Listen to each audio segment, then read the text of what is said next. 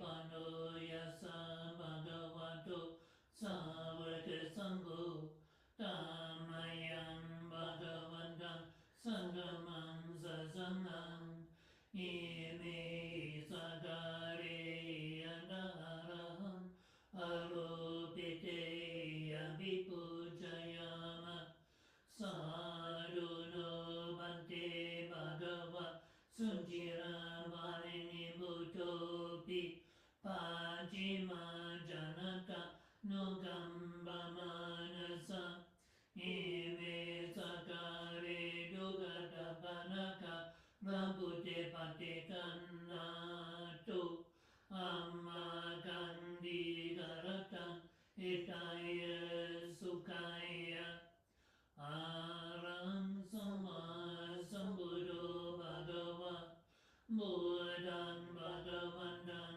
Abhivadimi Swakato Bhagavata Namo Dhamman Namasami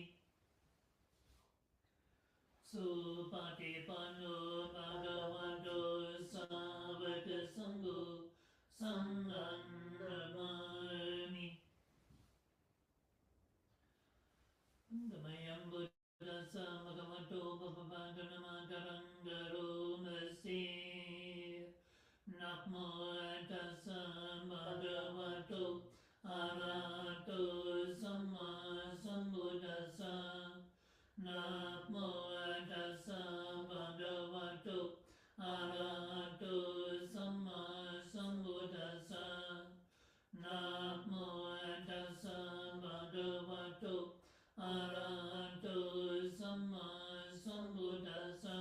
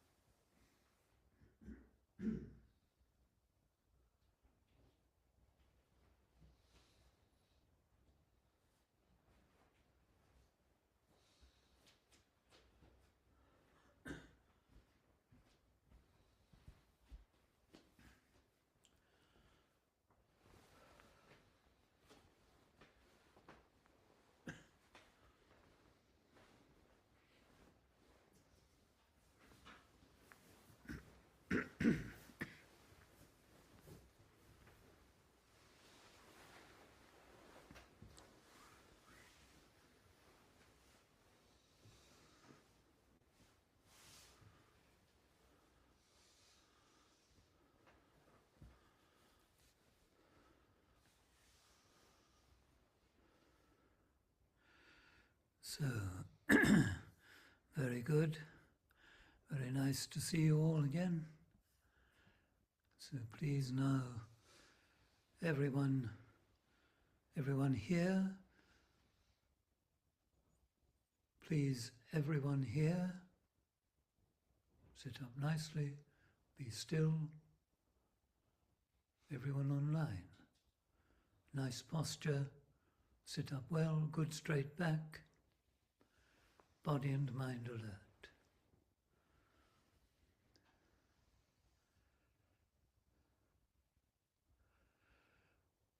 And you close your eyes, and as you close your eyes, you leave behind everything that you've been doing, thinking, worrying about.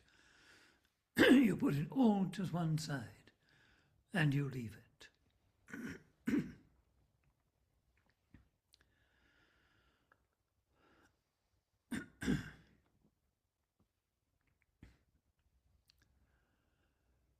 And you do your best now to keep your attention here and now, at least while we're together this evening.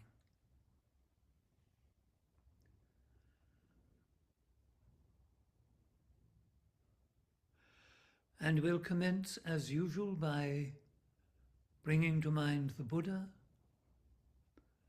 reminding ourselves of our great teacher and inspiration, recollecting his perfect mind. a mind that was completely clear of all forms of corruption, all kinds of defilement, and even far away, far distant from any of that.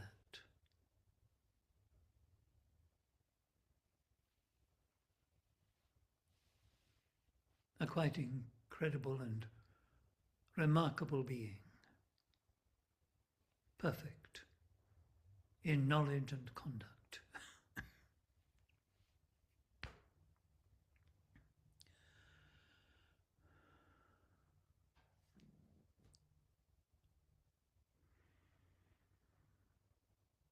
Now, whenever you think of the Buddha, or you happen to see a picture or a Buddha Rupa, be inspired, be reminded to do what you can to cleanse your mind too of all greed, hatred, and delusion.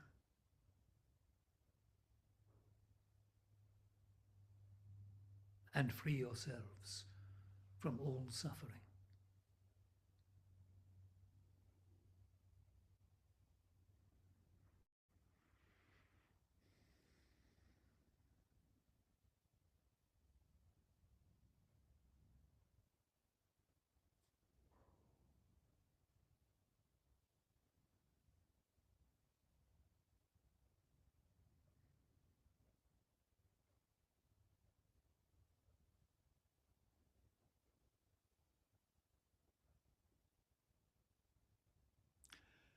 And do remember to approach this with a mind of loving kindness. Remember, especially when you have to confront areas of your being you're not happy with or even ashamed of, to be kind to yourself. And to be kind to others and caring.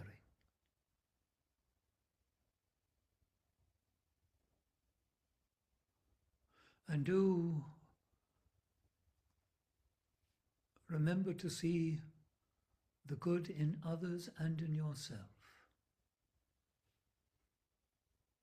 Appreciate your good qualities and even rejoice in them.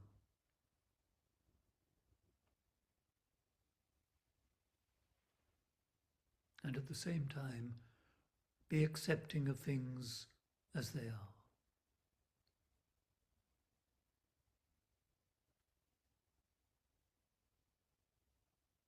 Keep your mind steady.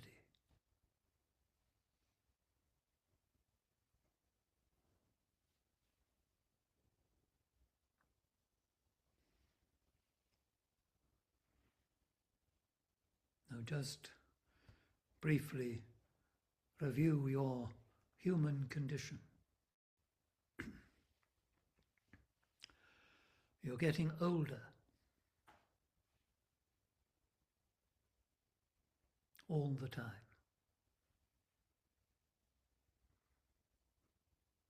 And you might become unwell at any time.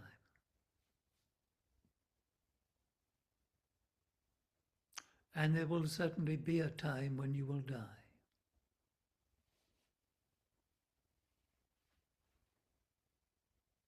This is the harsh reality of our human condition. Aging, sickness, and death.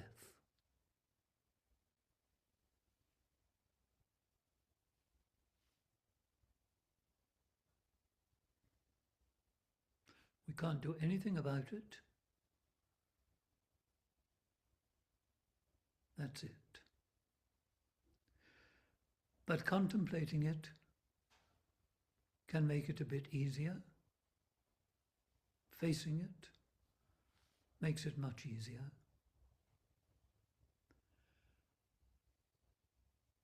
And remembering it can add a little incentive to this practice that we're doing here tonight.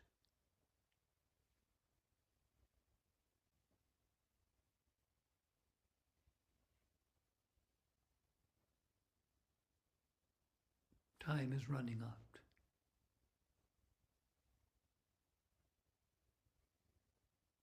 We need to do something about our state of mind, our relationship to all this. We do need to do something about our discontent.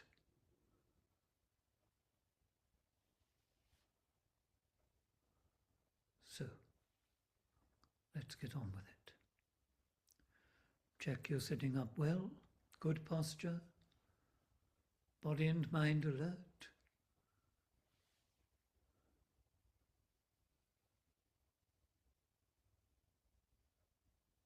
Quite deliberately gather and concentrate your mind.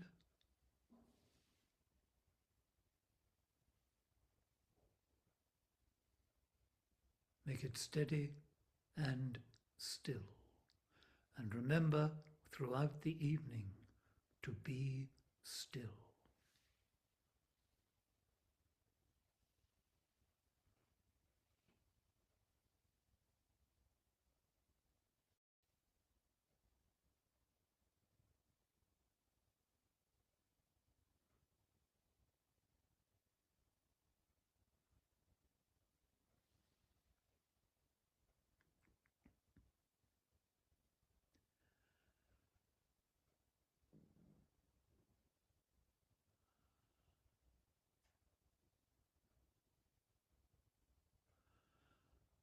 Now be mindful and aware of just what you're doing, of just sitting and breathing.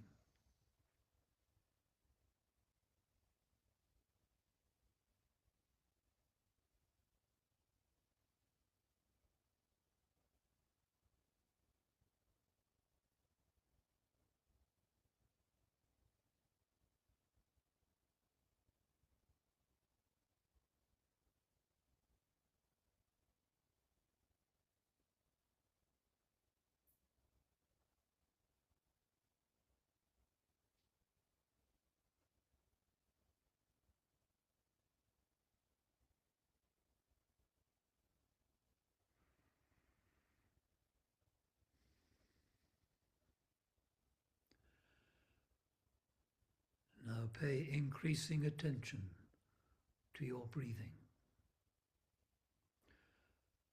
to where you feel the breath, to how you are aware of each in-breath and each out-breath.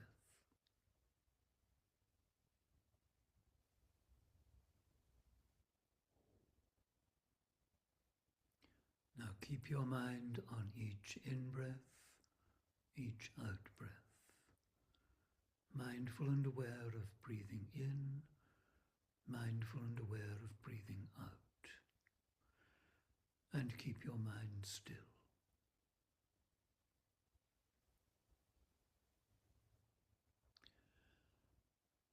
Remember, if you catch your mind wandering, if anything at all interrupts your concentration, when you notice it, just mark it. Tap yourself on the shoulder and just say to yourself, knowing, knowing, knowing. Just know what's happening and let it go. And find the breath again and again. Try to keep your attention just there with each in-breath, each out-breath.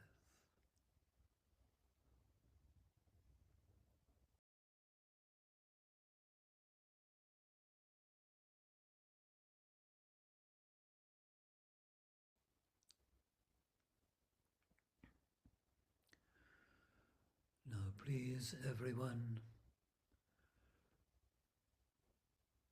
keep to sitting just as you have been, quite still, quietly, calmly, with your mind alert,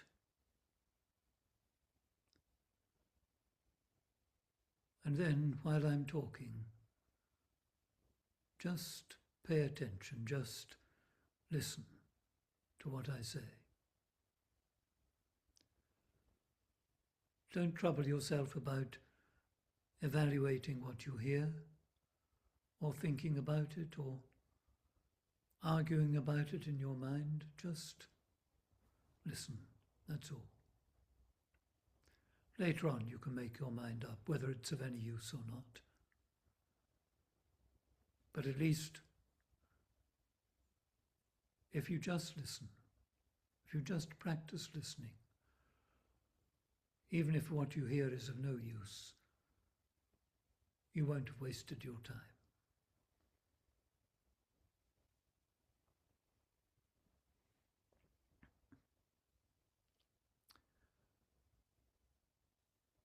So this is what we've been doing for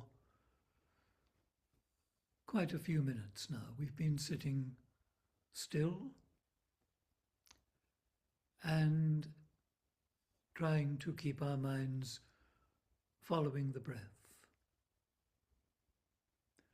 And then dealing with, from time to time, I expect, a wandering mind, a thought, a feeling, an ache or a pain or something or other which has interrupted us, interrupted our practice, interrupted what we're doing. And it's very easy to be frustrated by that. And sometimes people will say, well, they can't meditate because they can't keep their mind on the breath or on anything at all. So they can't meditate. That must be for other people, but not for them. Or else people will say to me, well, I had a very bad meditation. Didn't enjoy that at all. And at other times they might say it was a good meditation. And they feel rather pleased with themselves.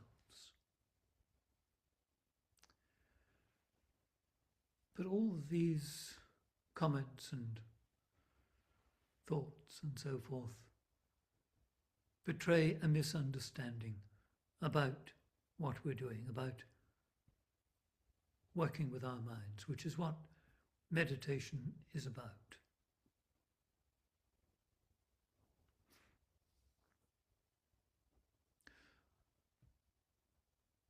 Being aware of, facing, dealing with your wandering mind, being aware of being unable to keep your mind focused, trying nevertheless to keep it with the one thing, making the effort, exercising your mind, all this is a part of our practice of meditation.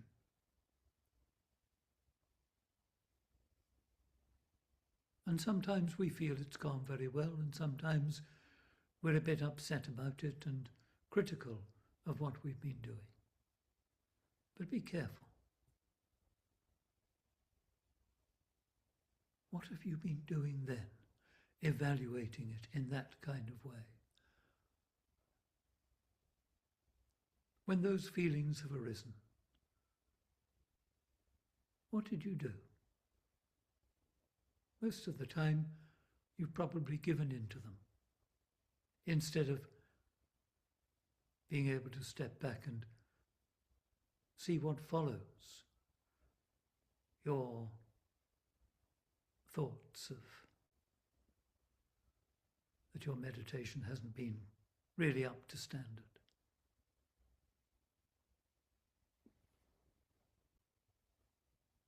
All this is about watching yourself and knowing yourself and seeing really and truly how easily one thing leads to another. This is an aspect of rebirth.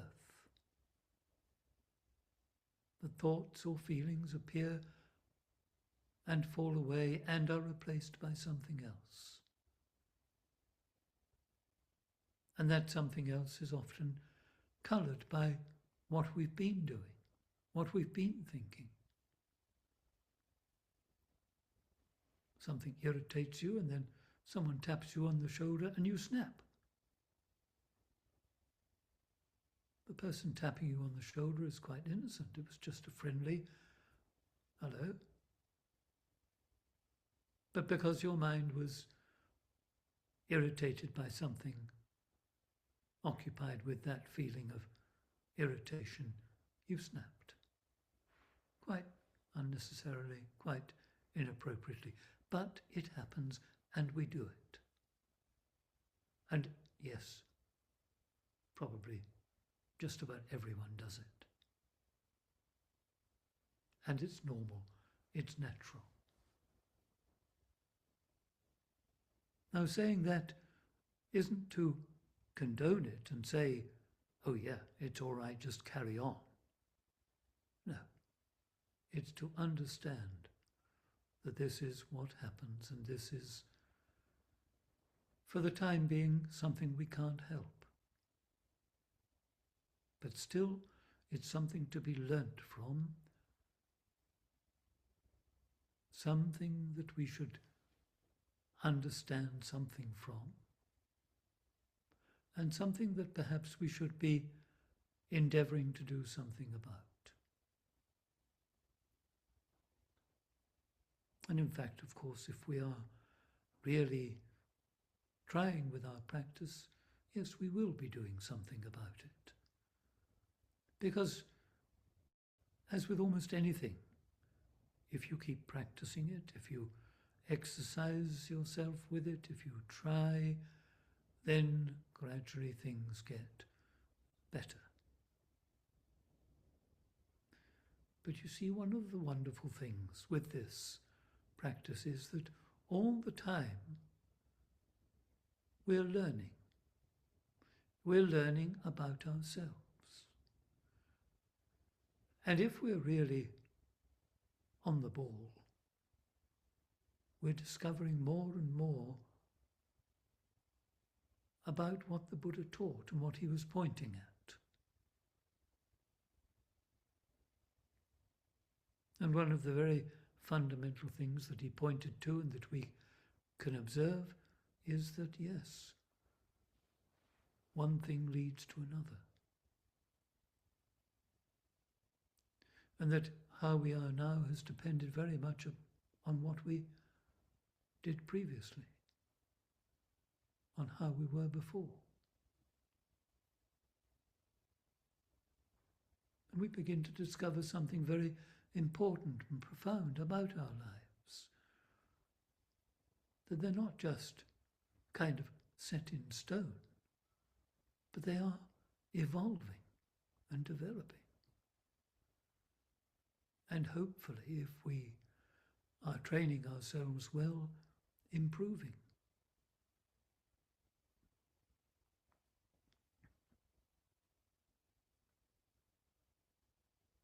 Now, when you see that, when you notice, when you watch that kind of development, then it must also, I hope, give you pause for thought about what it is that you do. Now, I'm not talking particularly now about in meditation, but generally in your life, what you do, the things you try to achieve.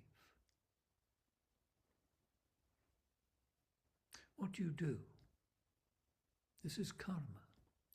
What you do has an effect. Now we can say that how we are now is to a very large extent the effect of what we have done previously, in the past. Perhaps in a very remote past, in fact perhaps in a previous life or several lives back. We have gradually evolved as we are. And some aspects of our being, of our character, our appearance and so forth, are fairly agreeable and others are not. But at least we've got to the point where we are trying to do something quite positive and sensible about our situation. We're practicing meditation. We're hearing about what the Buddha taught. We're doing our best to follow the Buddha's teachings. An important part of what the Buddha taught, of course, is the teaching on karma. That what we do has an effect. What the effect is, what the result is, will depend on our choices and what we've intended, and how hard we've tried, and so on. But there it is. It's a responsibility, isn't it? Our actions have an effect. They affect other people, they affect us. They affect the way that we are growing. And the way we are now, whether we are, well, I mean, one thing that people are very concerned about is whether they're good looking or not. And we know that when people are kind and pleasant and so forth, even if they aren't the most handsome or beautiful person in the world, they still are very agreeable, and we like to be with them. Whereas, however good looking a person is, if they're angry and unpleasant, it's quite a different story. So it looks like our minds affect our appearance. What we do can even affect our appearance.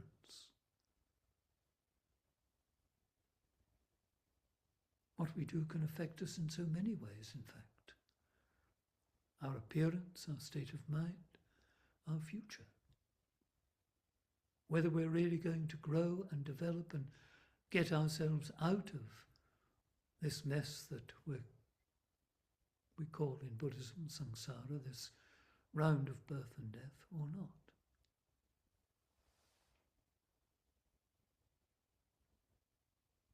So we ought to pay attention to just what we do, what's going on behind our actions, and what we've chosen to do.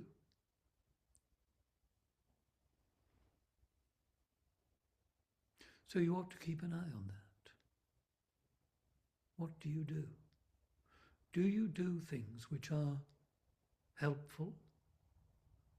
Or are you inclined to do things sometimes which are rather selfish and could even be deemed to be harmful,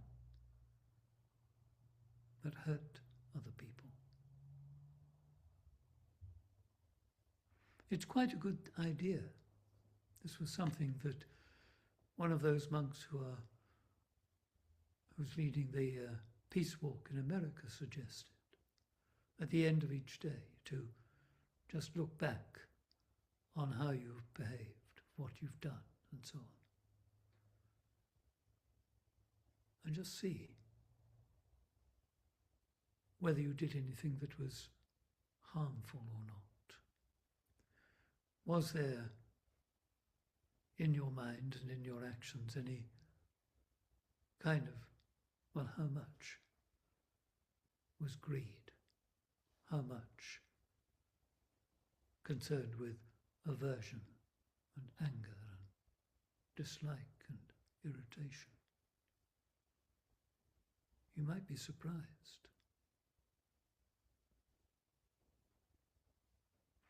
And it might, I hope, make you want to do better, because really we have to be always trying to do better.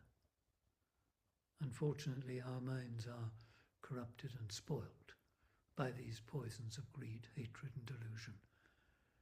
And to get out of this mess, we've got to make that effort to do better. So I do suggest you carry on with your practice. Practice meditation, but also understand the reach of meditation. That is not just being peaceful all the time, but also leading you to become aware of just what you do and to help you to do things better, to be kinder, and indeed to be able to act more peacefully.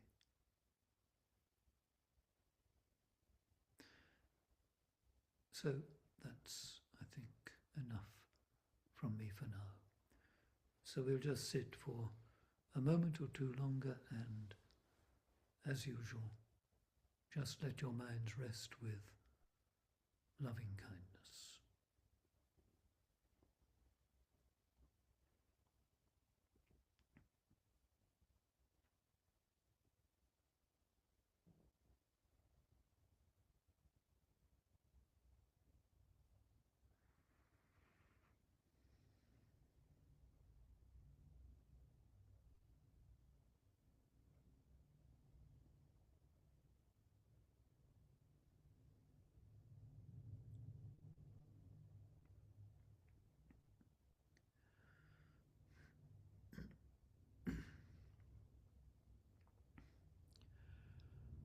May you and all beings be well and happy. May you and all beings be free from all suffering. May you and all beings realize for yourselves the secure peace of Nibbana.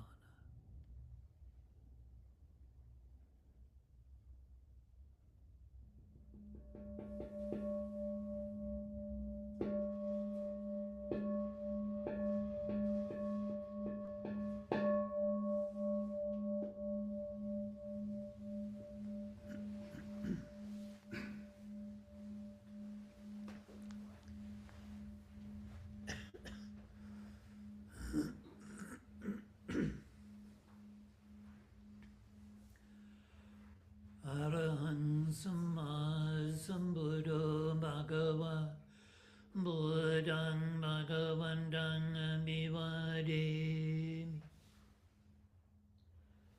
Swakato Bhagavanta Dhammo Dhamman Namasami Supatipano Bhagavanto Savaka Sangho Sanghang Namami.